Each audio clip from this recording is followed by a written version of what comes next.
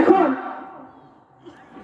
শুধু তো রমাদান মাসে রোজাই একমাত্র ইবাদত না, আরো তো অনেক ইবাদত আছে। নামাজ, হজ, যাকাত, আরো বিভিন্ন ধরনের যাবতীয় নেকের কাজ আছে না নাই? আছে। তো আল্লাহ তাআলা বলতেছেন এই রমাদান মাসের রোজার নেক এর প্রতিদান আল্লাহ তাআলা নিজ হাতে দিবেন। অন্যান্য নেক আমলের প্রতিদান আল্লাহ তাআলা নিজ হাতে দিবেন এমনটা বলেন নাই। তো কেন এই কথাটা বললেন? একমাত্র রমজান মাসের রোজার ফজিলত এর প্রতিদান আল্লাহ তাআলা নিজ হাতে দিবেন এটা কেন বললেন? অন্যান্য নেক আমলের প্রতিদানের কথা আল্লাহ তাআলা কেন বললেন না? এটা আমাদের বোঝার দরকার আছে না নাই?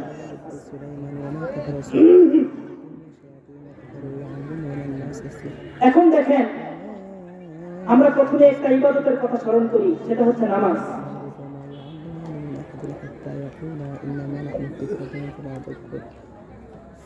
নামাজের আদেশ করেছেন কে? আল্লাহ সুবহানাহু ওয়া তাআলা। প্রত্যেকটা নেক কাজের আদেশ করেছেন কে? প্রত্যেকটা বদ কাজ থেকে নিষেধ করেছেন কে? আল্লাহ সুবহানাহু ওয়া তাআলা।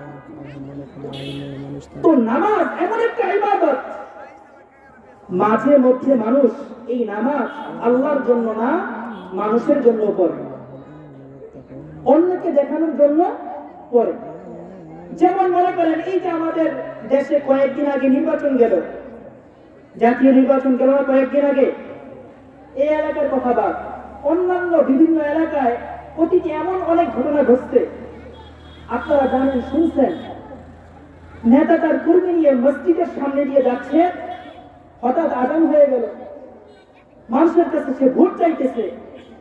এখন যে আজান হয়ে গেল, এখন যদি নেতা এই মসজিদের মধ্যে তার কর্মীদের নিয়ে নামাজ না পড়ে, তখন এলাকার মানুষ কি বলবে? নেতা তো নামাজ পড়ে না, তাকে ভোট দেওয়া যাবে না। তো নেতা মনে মনে এটার একটা ভয় করে, তখন সে কি করে? আমরা সবাই একসাথে নামাজ পড়বো, এরকম বলে কি বলে না? নির্বাচনের সময় বলে না? বলে। নির্বাচনের সময় ছাড়া আপনারা তো নেতার সামনে অনেক মিটিং এ অনেক মসজিদে বসেন, নামাজের সময় হইলে কি সব নেতারা বলে নামাজ পড়া লাগবে? বলেন না কেন? সব নেতারা বলে না? না।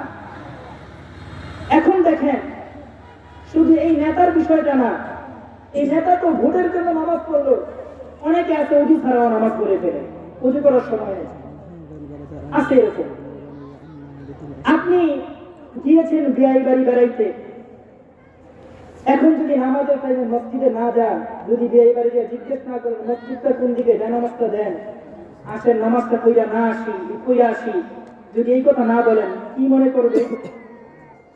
না, নামাজটা অন্তত এই বাসায় বিয়ে বাড়িতে আসছি বেড়াইতে, নামাজটা অন্তত আজকেও পড়া দরকার।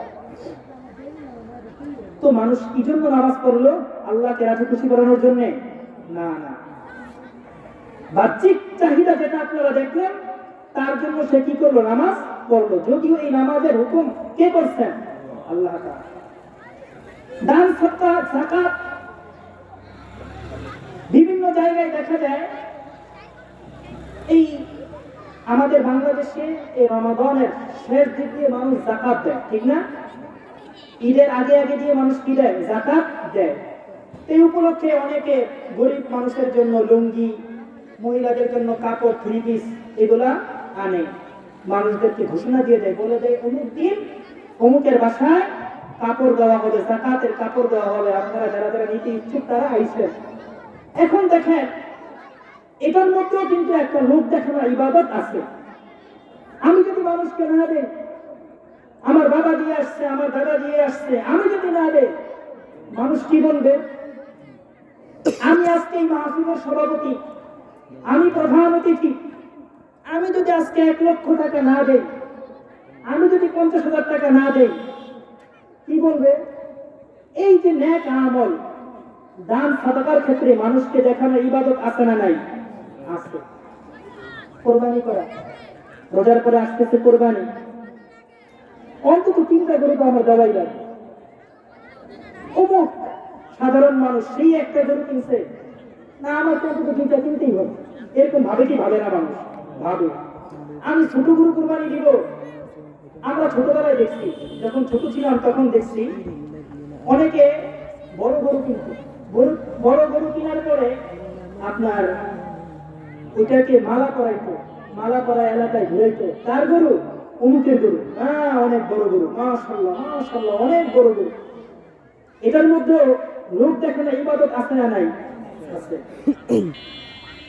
একমাত্র রমজান মাসে রোজাই এমন একটা ইবাদত, মানুষকে দেখানোর জন্য কোন পাগল ছাগল না খেয়ে থাকবেন। কথা বলেন না, আপনি মানুষকে দেখানোর জন্য না খেয়ে থাকবেন, আপনি তো গোপনে খেয়ে ফেলতে পারেন, ঠিক না?